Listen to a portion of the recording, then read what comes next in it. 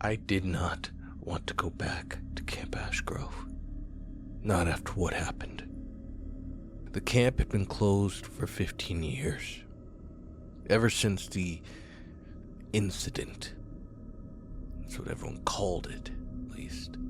As if it was some kind of freak accident and not a disaster that no one wanted to talk about. 12 kids deceased. 3 counselors missing. The cops said it was a gas leak, but that didn't explain why the bodies were wrong. Twisted, like something had gotten to them prior to the fire having done so.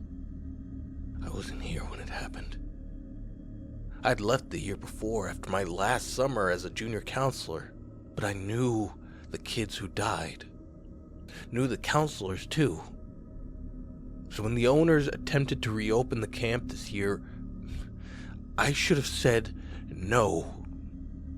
Instead, I said yes. I guess I wanted closure. The camp hadn't changed that much in 15 years. The cabins were still standing, though the wood was gnarled and gray with age. The mess hall was the same as well, right down to the peeling sign that read, "Welcome to Camp Ashgrove." Even the lake was the same. That black water that seemed to stretch on forever, even though you could see the far shore if you squinted. But something's off. The air was too still, like the whole camp was holding its breath. The woods were darker than they should have been, even in the middle of the afternoon. And every time I looked toward Cabin 6, the one where most of the kids had been asleep, I got this tight, crawling feeling in my chest. I attempted to tell myself that I was imagining things, but deep down, I didn't believe it. I wasn't alone anyway. There were 4 of us counselors, plus Megan, the camp director. Megan was a new employee hired by the new owners.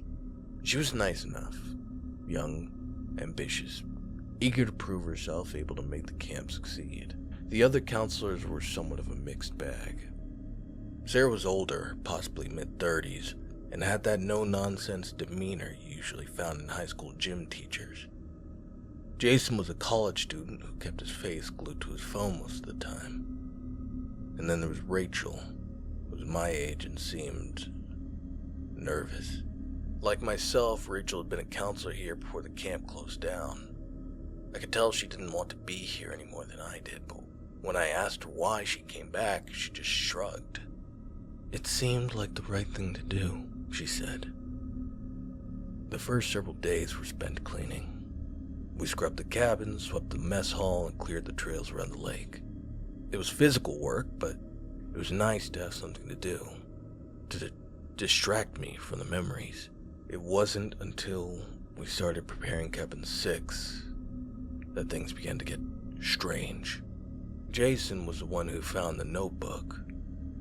It was tucked under one of the bunks, the pages yellowed with age. "Hey, look at this," he said, opening it up.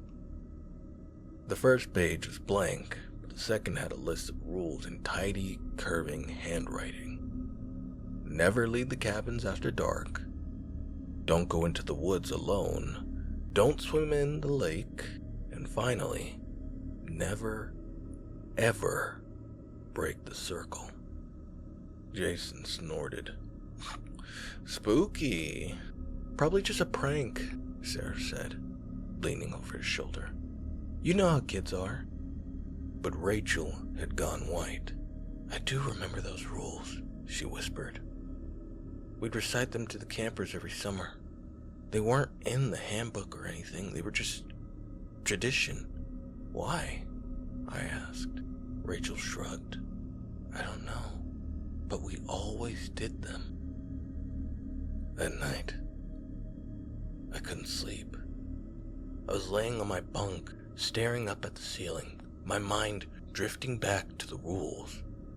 The look on Rachel's face when she read them, the tension in her voice. The night was quiet, except for the occasional rustle of leaves outside. Too quiet. I rolled over, trying to push the feeling of dread out of my mind. That's when I noticed the light. A faint, flickering light coming from outside. I got up and went to the window, pulling back the curtain. I couldn't make out at first what I was seeing.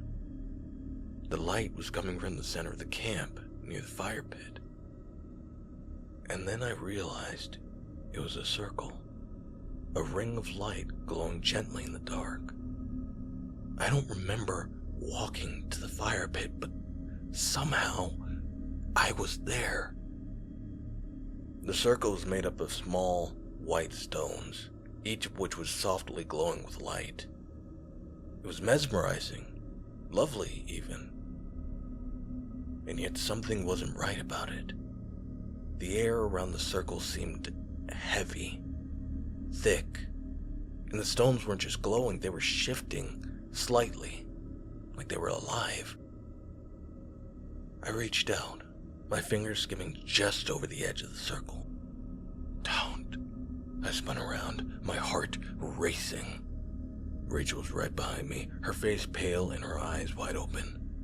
Don't touch it, she whispered, her voice trembling. What is it? I asked. She didn't answer.